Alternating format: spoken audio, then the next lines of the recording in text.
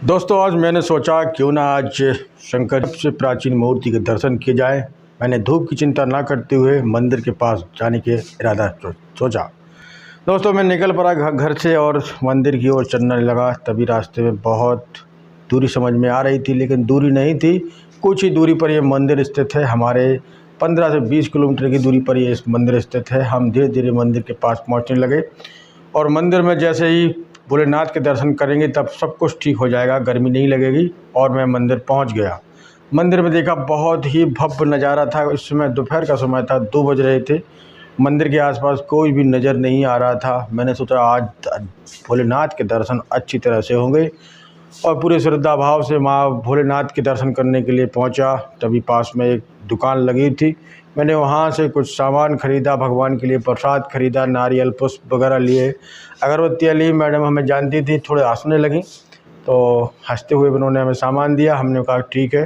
अंदर जैसे ही मैं पहुँचा मंदिर के, देखा कि एक पंडित जी वहाँ पर सत्यनारायण की कथा करवा रहे थे। मैंने भी भगवान पंडित जी को प्रणाम किया और कथा का आनंद लेने लगा। सत्यनारायण की कथा चल रही थी, उसके बीच में हमने पंडित जी से पूछा, पंडित जी हमें भी सत्यनारायण की कथा करवानी है, क्या लगेगा? पंडित जी ने इशारा दिया कि थोड़ी देर बाद हमें बात करेंगे आपसे, अभी हम सत्यनारायण की कथा कर रहे हैं। हमने कहा ठीक है पंडित जी, मिलते हैं। तभी एक छोटी बच्ची हमें देख रही थी, हमने भी उसके ऊपर कैमरा लगाया और हम आगे बढ़े। पर जैसे ही हम मंदिर में प्रवेश किए, बहुत ही विशाल मूर्ति थी, जो कि एक ही मंदिर में, एक ही शिवलिंग में 1108 शिवलिंग स्थापित है। ऐसा एक प्राचीन मंदिर है। यहाँ आने वाले भक्तों का कहना है कि जो भी अपनी श्रद्धा भाव से, जो भी मनोकामना के साथ यहाँ पर आता है, उसकी सारी मनोकामना पूर्ण हो जाती हैं। कोई भी मनोकामना लेकर आएँ, आपकी पूरी होंगी। यहाँ पर बहुत से लोग सुबह सुबह आते हैं, लेकिन हमें दोपहर में टाइम मिला, क्योंकि यहाँ पर काफ़ी भीड़ हो जाती है सुबह के समय, इसीलिए मैंने दोपहर को जाना अच्छा समझा।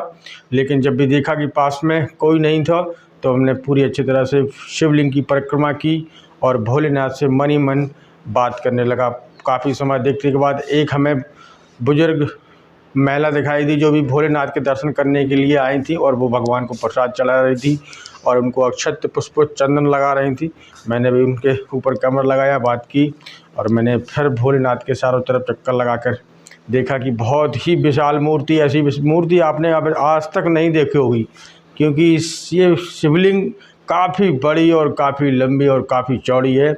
मैंने मंदिर के दर्शन किए, फिर चला धीरे धीरे पंडित जी की ओर, क्योंकि वो कथा बाँच रहे थे। मुझे भी दोपहर का समय था, तो मैंने सोचा पंडित जी से दर्शन कर लूं और यहीं पर बैठ के कुछ देर विश्राम करूंगा। मैं भी सत्यनारायण की कथा का आनंद लेने लगा।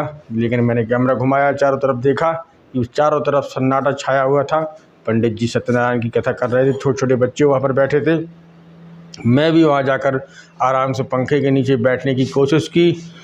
बहुत गर्मी थी आज, कम से कम यहाँ पर 44 डिग्री सेल्सियस तापमान था। और इतनी तापमान में मुझे घर से निकलने, तो मैं निकल तो गया, लेकिन वहाँ पर जाकर देखा कि मुझे गर्मी सहन नहीं हो रही थी। उसके बावजूद पंडित जी की बातों में मैं बैठ गया। पंडित जी से मैंने बातचीत करने की कोशिश की। सब बच्चे मेरी तरफ देख रहे थे कि ये कौन आ गया यहाँ पर। तब मैंने भी कैमरा को घुमाया और पंडित जी के बनाए हुए गणेश जी को देखा, और घंटरिया बजाते हुए पंडित जी सत्यनारायण की कथा कर रहे थे। तो मैं कुछ देर रुका। पंडित जी ने बात की मुझसे और कहा कि कहाँ से आए हो। मैंने अपना परिचय दिया और पंडित जी ने कहा ठीक है, आप बैठिए, प्रसाद लेकर जाइए। और मैंने कहा ठीक है पंडित जी, मैं भी बैठता हूँ, थोड़ा मंदिर को घूम लूँ। बोले ठीक है, आप घूम सकते हो, लेकिन प्रसाद लेकर जाना है। मैंने कहा ठीक है पंडित जी, मैं लेकर जाऊँगा। फिर आगे गया तो देखा कि वहाँ पर एक छोटी सी दुकान लगी थी, चूड़ियाँ और कुछ सामान वगैरह बेचते थे, भगवान का चंदन वगैरह, कुछ मूर्तियाँ थीं, शंकर भोलेनाथ की कुछ मूर्तियाँ भी रखी थी वहाँ पर। तो मैंने मूर्तियों पर नज़र घुमाई, चारों देखा। वहाँ से चंदन, जो बहुत ही चंदन अच्छा था, केसरी चंदन था, मैंने लिया। कुछ मूर्तियाँ भी ली और आगे चलकर मैं देखा कि एक और दुकान लगी थी, वहाँ पर भी सामान बहुत सारा रखा हुआ था, लेकिन दोपहर का समय था, इसलिए वहाँ पर कोई नहीं था। दुकानदार भी कहीं पर सो रहा था, गर्मी बहुत ज़्यादा थी। तो मैंने आवाज़ लगाई, कोई है, तो कोई नहीं दिखाई दिया। फिर उसके बाद मंदिर में मैं अंदर चला गया। कुछ महिलाएं हमें दिखाई दी, जो मंदिर में दर्शन कर रही थी और दीपक जला रही थी। देखिए कितना अच्छा सुंदर दीपक दिखाई दे रहा था। मैंने शंकर जी के ऊपर फिर दोबारा से कैमरा घुमाया और देखिए यहाँ पर गर्मी की वजह से शिवलिंग के ऊपर खीर वगैरह रखी हुई है, लेकिन शिवलिंग पर बराबर ऊपर से जल गिर रहा है, क्योंकि जो यहाँ पर जो कलश चढ़ा हुआ है वो पीतल का कलश चढ़ा है और कलश काफ़ी बड़ा, जिसमें कम से कम 1000 लीटर पानी एक बार में आ जाए, इतना बड़ा कलश शंकर जी के ऊपर चढ़ा हुआ है, जिसमें से पानी बराबर नियंत्रण कर रहा है। बगल में एक तालाब है, तालाब से आ रहा है पानी और गर्मी की वजह से यहाँ पर रेगुलर पानी चल रहा था। तो मैंने भी शंकर जी को नहलाया, उसी पानी से नहलाया और कोई यहाँ पर सत्यनारायण की कथा हो रही थी, वही लोग प्रसाद रख गए थे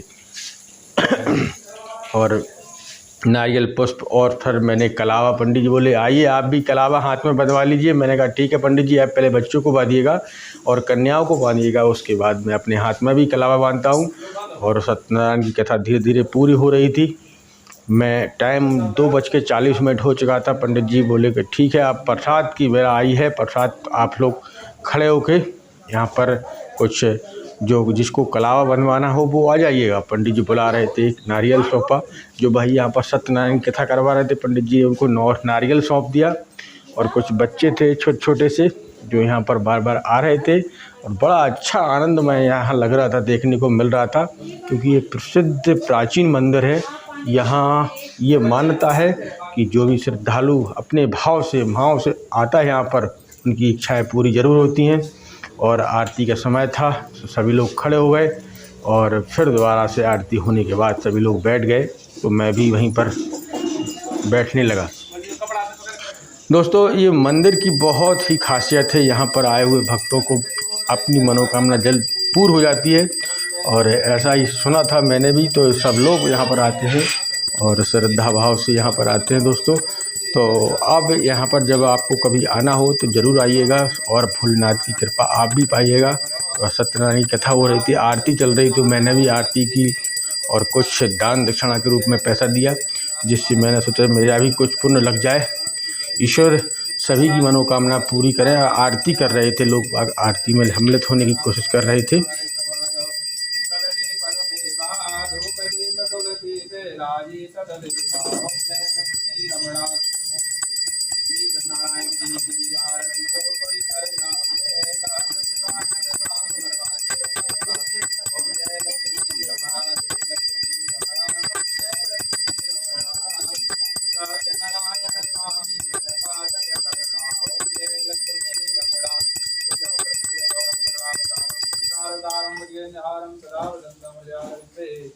नवं भवानी सहितं नवां तमेव माता सज्जा तमेव तमेव बन्धुसुखा तमेव विद्यादिवरं तमेव सर्वं मम देवदेवः।